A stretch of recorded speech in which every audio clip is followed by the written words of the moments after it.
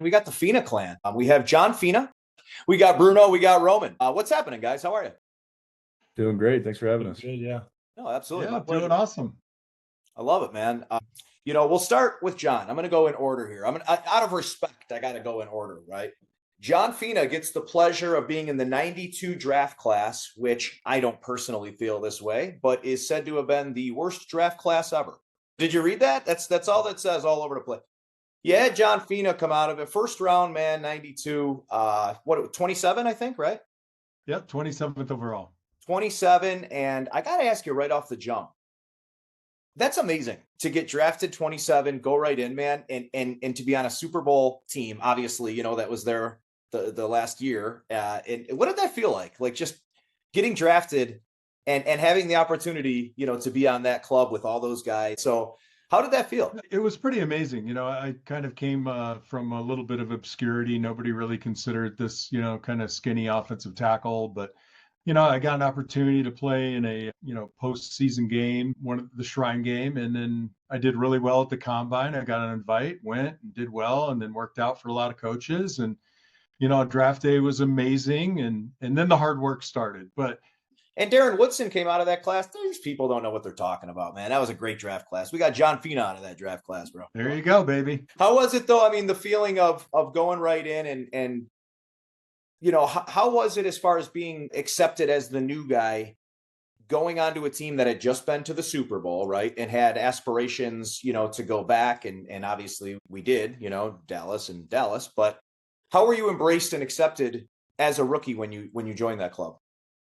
Well, it was 1992, so it was a mixed bag. You get guys that are old school, and you get a little bit of, I wouldn't say hazing, I'd say teasing. And then you find a few people in the locker room that help you navigate, how to be a pro, how to contribute on the practice field, do things right. So it was all, a lot of it was tongue in cheek and fun, but I got my fair share of BS from some of the veterans, that they tease you enough.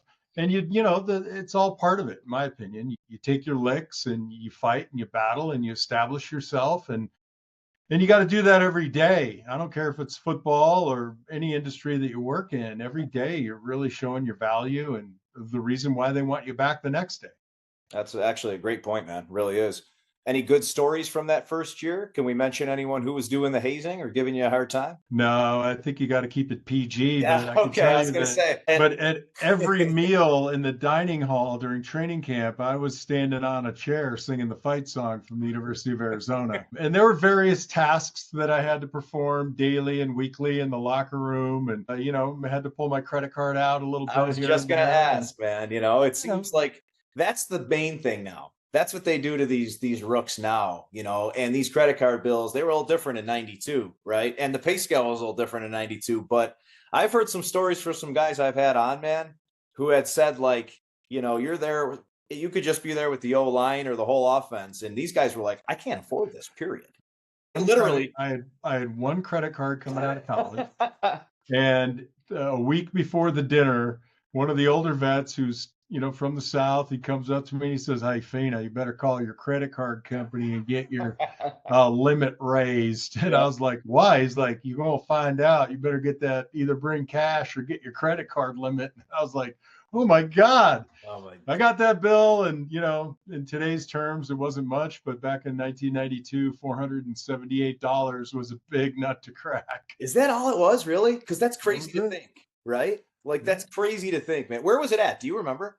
So we were in Minnesota, in Minneapolis, for a preseason game. Okay. And of all things, we were at a Cajun restaurant. I fail to remember the name of it, but yeah, we were red beans and rice and grits everywhere and shrimp and a big old bill coming my way at the end of it. That is great, man. Boys, what's happening over on the side? How was it growing up with this guy, man? I mean, was football just, was football everything in this household, or was there a good balance, and John seems like a very cerebral guy, just in the few minutes with talking to him in a few interviews that I've watched, and very good knowledge of the game, but also seems like just a good dad. Does that make sense? Right. And just a good dude. How was it growing up, a former NFL player, as a dad? Yeah. Was that a difficult thing? Was that a great thing? I always hear a mixed bag of stories. Sometimes there's a lot of pressure. We'll start with Roman on top, even though he's a little bit younger. How did you feel about that? Well, I mean, to be honest, I don't think I really ever fully grasped. Well, it took me a while to fully grasp who my dad is. I mean, I never really focused on football much growing up. I love baseball, Oh, okay. so I was always trying to play that. We'd go outside, we'd throw the ball. He'd catch for me. Um, and I was never really focused on football. I mean, we watched some games, but I never really got into it very deeply, Yeah. and until probably around freshman year of high school. So, I mean, but it was truly like a blessing when I started playing in high school, because it just, even though I started later than a bunch of my teammates, he had a wealth of knowledge that he could help me out with. So, I mean, I started a leg up even though I was late. Oh, yeah, absolutely. I'll bounce down to Bruno. Bruno, same question, but I want to ask you as far as the X's and O's, right? Mhm. So you started football a little earlier, it sounds like. No. So I've got, well, a little bit earlier, yeah. So I've got a similar answer to Roman. I don't Okay. think growing up we really understood how cool it was that our dad played for 11 years, played in the Super Bowl twice. We didn't really get into football until we were a little bit older. And my first year playing football was until I was in seventh grade. I Okay. think part of that, my dad never really pushed me that way because he's always said when you're really young, you can get some iffy coaching and you can develop bad habits and you can Smart get man. concussions when you're a kid. So yeah, we both started a little bit later. And as we've grown in football, we've also grown to realize how lucky we are to have this guy. But as far as X's and O's and techniques, he was my coach all through high school. No, Same. you're making me tear up. I see John over there. I'm about to tear up myself. Yeah. The check is in the mail, boys. I appreciate it. Thank you. You got some great kids here, man, and you can tell that's coming from the heart with these guys. John, was that planned? Was that premeditated that they not play football until a little bit later, or was it just kind of, we'll see how it goes kind of thing? Bruno wanted to play like as soon as he could, and I wouldn't allow it because I got some pretty unfortunate coaching in my youth football days. I had some good memories, but I just remember it really being a little bit like torture. And now it's sort of flipped on its head because there's so much philosophy and technique in coaching now. And there are some people who don't go to YouTube and grasp it. So I didn't want somebody instructing him, in a way that just really wasn't how modern football is played. And I might have let him play a little earlier, but the deal I struck with him, as soon as I have time, because I was working really hard at the time and I was out nights quite a bit, when I had the time. So Bruno did 2 years of youth football, and I think 2 years is enough. And now Roman's case was different. He wasn't interested in playing football until before his freshman year. And then he says, "Hey, I think I want to play football." And I'm like, "Oh boy, here we go." And I'm like, "Okay, what do you think you want to play?" And he's like, "Well, I think I want to be a tight end or a quarterback." And I was like, "Well, you probably should have started about 4 years ago. So you're going to be an offensive lineman." And even when I coached at Sal Point, freshman, I always coached the freshmen first off. And these kids would come out and they're obviously not going to be receivers, cornerbacks, and running backs. And I say, "Who wants to play offensive line?" And they'll shake their head. Right. And I'd look at them and I'd say, "Well, what do you want to play?" And they all want to play defensive line, right? And I'm like, "Okay, well, there's two defensive tackles and there's two defensive ends. You're not a defensive end. Sometimes we only play with one defensive tackle. So you got a 9% chance of playing football. But every time the offense goes on the field, there are 5 offensive linemen and even sometimes 6. So if you want to play football, don't you want a 45% chance of playing, or do you want to stand on the sideline and watch?" Actually, a great. I didn't really give my boys that choice. I just said, "You're going to be offensive lineman because you're smart, you're athletic, you're talented, you have a great temperament, and you're coachable." I think a lot of people up. don't understand, the common fan, or maybe the average football fan, not the real enthusiast or someone who's just really embodied with it. They don't understand the cerebral aspect of it, if that makes sense. And one thing I know. Well, ask them how much they're learning at Duke and about offensive line play and philosophy. Yeah, well, I'm sure they're learning a whole lot at Duke. I'm sure most of it is good, but it's still Duke, so you like to have a little fun too, as well, right? But we'll wait till Dad's not around for those conversations. But how is that actually? Basically what he just said, the coaching and the philosophy of everything. We'll start with Bruno. You've been there a couple of years, and you were 4 years, over at UCLA. How big of a difference between those two programs, specifically for offensive line? So I think off the way that your room is going to change, the culture of the room, the coaching you get, obviously is going to have a lot to do with the coach that you have. And I have now had 4 offensive line coaches, every one a little bit different. They all have some things that they're better at. They all have some things where they might be a little weak. They have a different way of relating with the guys and controlling the room. But I really like the way that Coach Nord does things. I think he takes things, especially because we have a pretty senior O-line right now. He takes things from a more managerial perspective. And his big thing is setting the tone for each week. So he gives us a challenge of the week. This is what the game's going to be like. And a lot of what he does is relying on our experience. And then through that, we're teaching the young guys a lot. So like he's unique in that I've never been on a team in an offensive line group where guys can talk in the background of a drill and it doesn't bother him. Right. And part of that is because we're teaching the young guys as they're seeing things happening. We're Yeah. trying to relay a lot of our wisdom down to them and help them progress in a different way.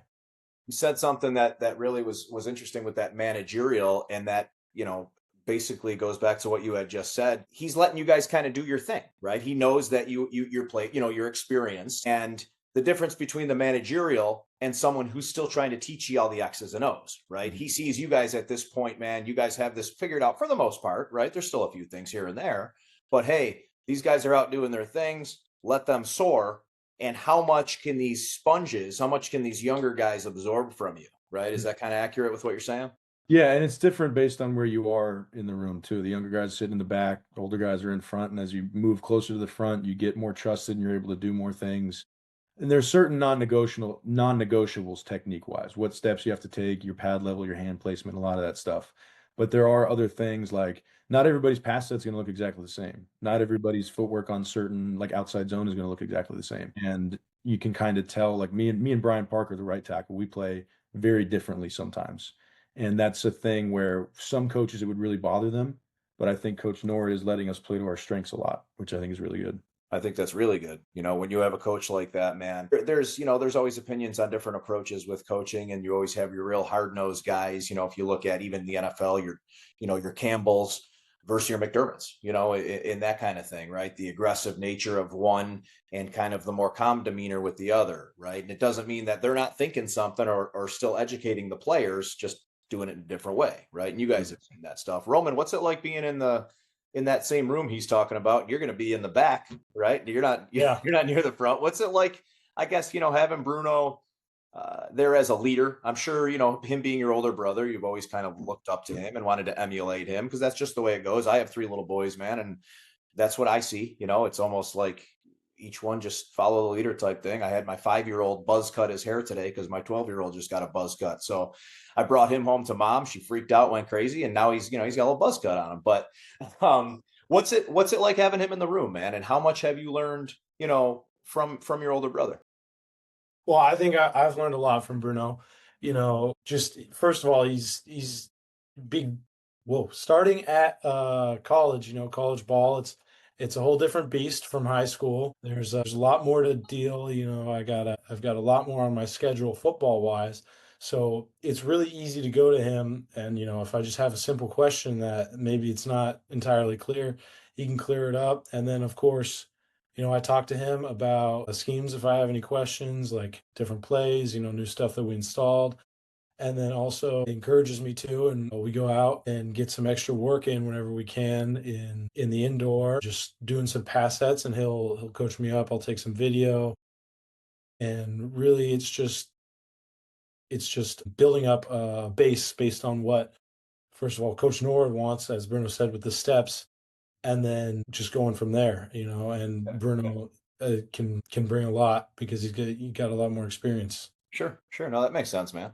What, I almost wish I could mute out and get 3 different answers from you guys, but the most important part of playing that position, do you all agree on what that is? What is the most important part of playing offensive line? Dad, you want to go first? Yeah, I'll jump into that. I think look,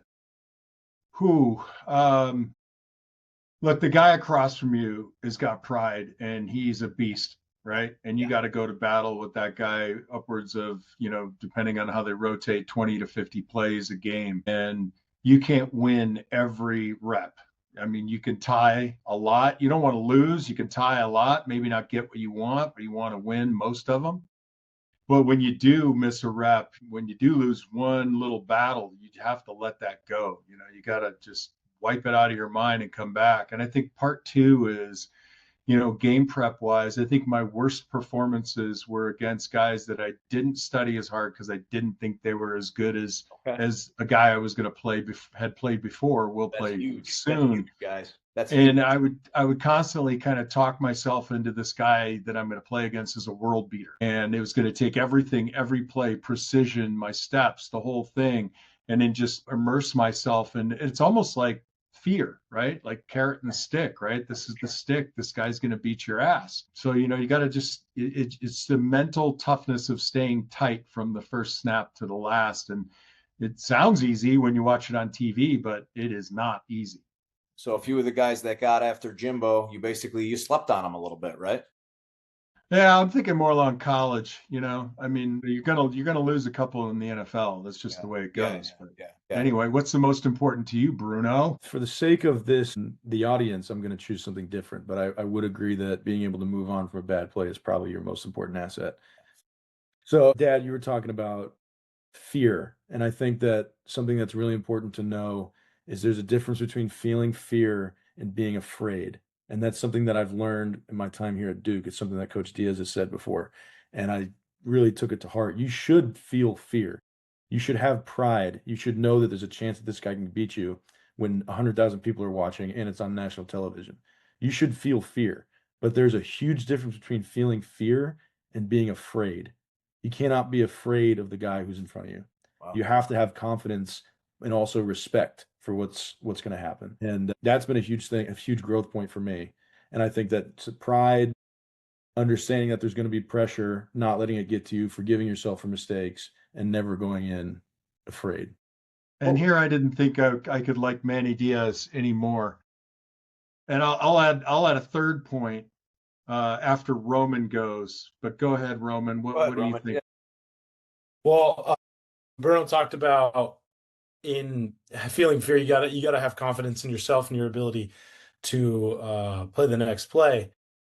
And I'd say just before the play, even if you had a bad one before, like how my dad was talking about, just when you get the call, planning out what you need to do and knowing what steps you need to take, so you're not deciding what to do as the ball snapped, just getting the plan in your head and being ahead of the guy lined up against you. Okay. If something goes wrong, you already know what your fail-safe is. And that's actually a totally different answer and a very smart answer. Yeah, right. I mean, you're looking at it as more game planning, ahead. Let's get the edge on this guy ahead, right? So we know what to expect a little bit, right? Not that fear versus afraid thing when you're at the line, but you're trying to get ahead of it. So that's a good answer, man. And that's definitely different, and it makes a lot of sense too. One thing I want to ask Bruno, the fear, because that's a great thing. I mean, that's pretty philosophical, and that's a really well worded, and I'm with John here. If that's what the coach is telling you guys, man, phenomenal. How do you differentiate that? That fear versus afraid. How do you differentiate that? I got a good one for that. Go, Bruno, go. So I think the timing has a lot to do with it. Okay. All week, like when you're doing film study, even leading up to the game, even getting off the bus to the stadium, you should be thinking, oh my God, this guy can beat me. You know what I mean? Okay. And there's a great video Mike Tyson talks about his attitude before a fight. Okay. Yeah. Says all through his training, he's been afraid of this guy. He's thought he could beat him. He's dreamed that he's beaten him. He's had the dream where he loses to this guy. All through his training, he's terrified of him. And once he gets into the dressing room before the match, he says he's terrified. He's scared to death. He's lacing up his gloves. He's taping his hands, and he's scared to death. But he says as he steps out in front of those lights, starts walking towards the ring, he gets a little more confident and a little more confident and a little more confident and a little more confident. And by the time he's standing in that ring, no one can beat him. So I think appreciating the fear that you have before the event, but once you get out there, removing all of that from your mind. Yeah, that's brilliant, man. And I'll tell you what, you would never think Mike Tyson was afraid of anybody, but he's human, and we're all human. and we all face those challenges. Nobody knew what was going on in his head. I don't think half the time he still knows what's going on in his head, but you know what I'm saying? I mean, that's brilliant, man. And then John, you were going to add something into that. Yeah, I think when we talk about fear, you have to add that level to it because you always respect your opponent, right? But that's not enough. And then as Bruno and both Roman indicated, you have to have a supreme level of confidence in yourself, but also that fear that that guy also does too. And people ask me, well, what's it like in the locker room? And I'm like, well, imagine 65 alpha males with a testosterone level, off the charts. It gets pretty tiring after a while, especially in the NFL. You don't have class to go to, or you're stuck together a lot.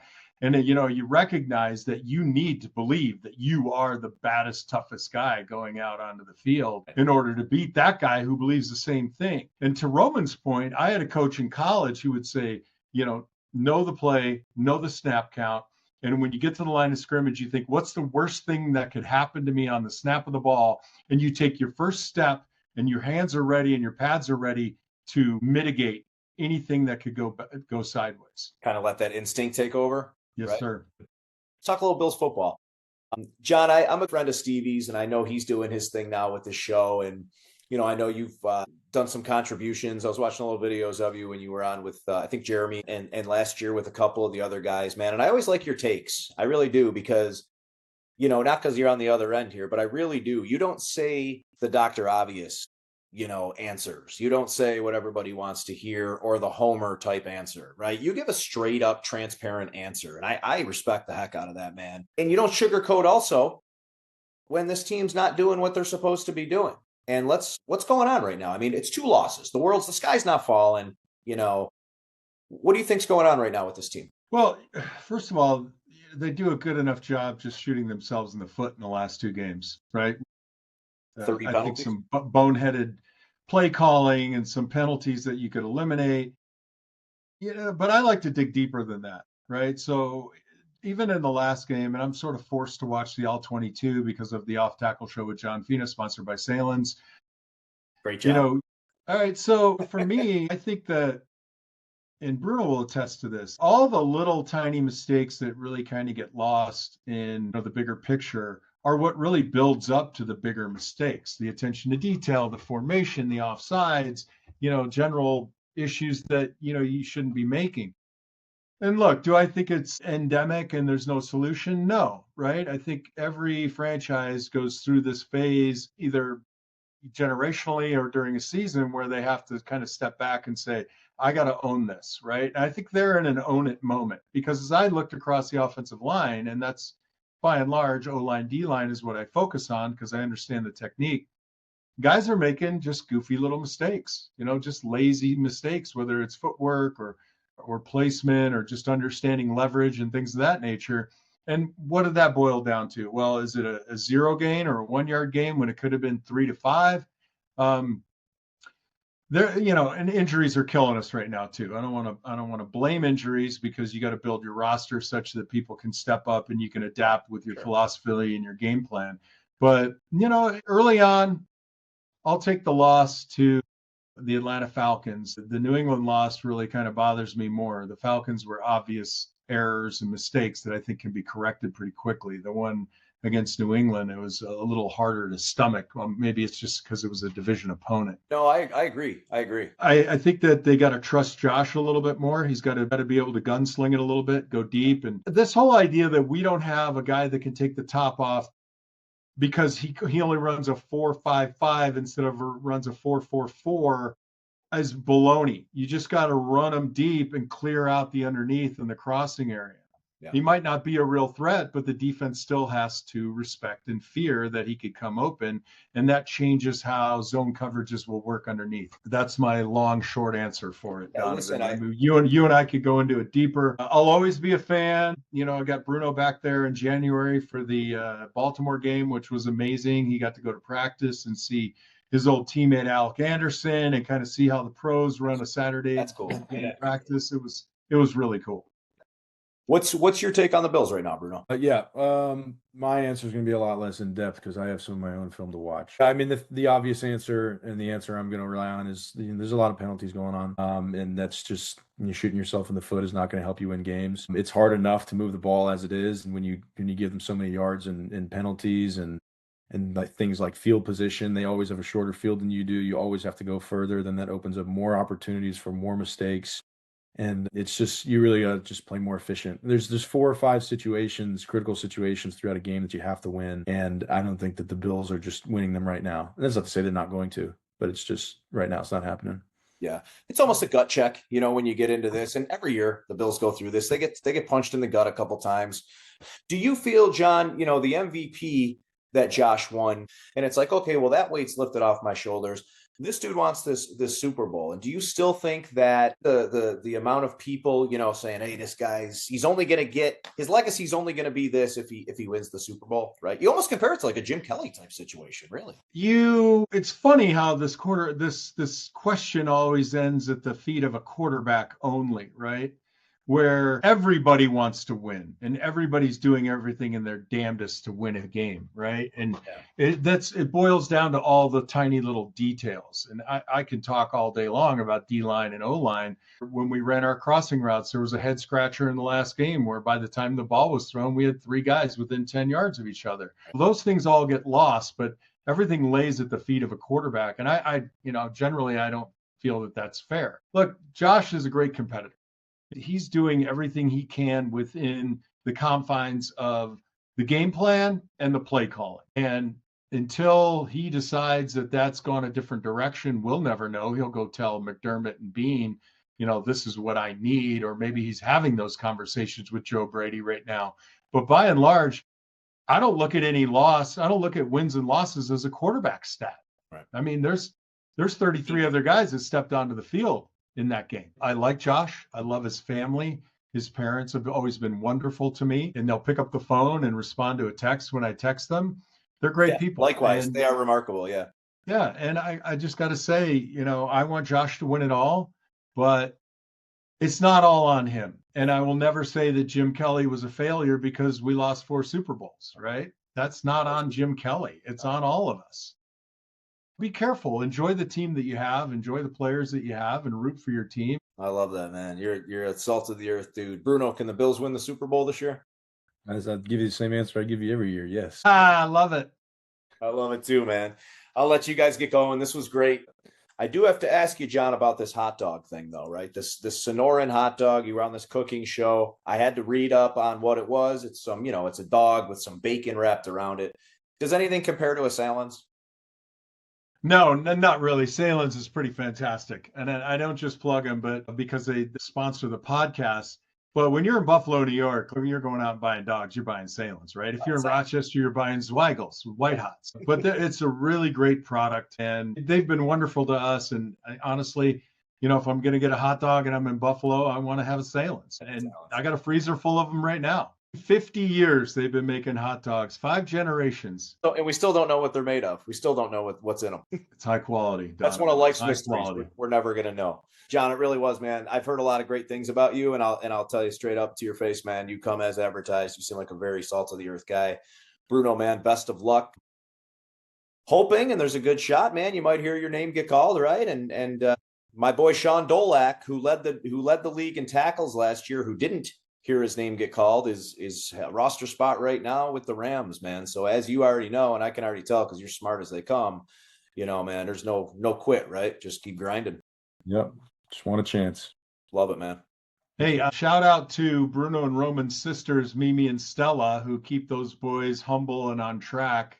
There's 4 in my brood, and they're all great, and mostly because their mother is fantastic and awesome. And I'm just trying to, stay in the shadows and try and do a little bit of direction of my own. But we got a great little family here, and we're proud of all of our kids. And, we're lucky as hell that we get to go to Duke tomorrow and see both of our boys in one place.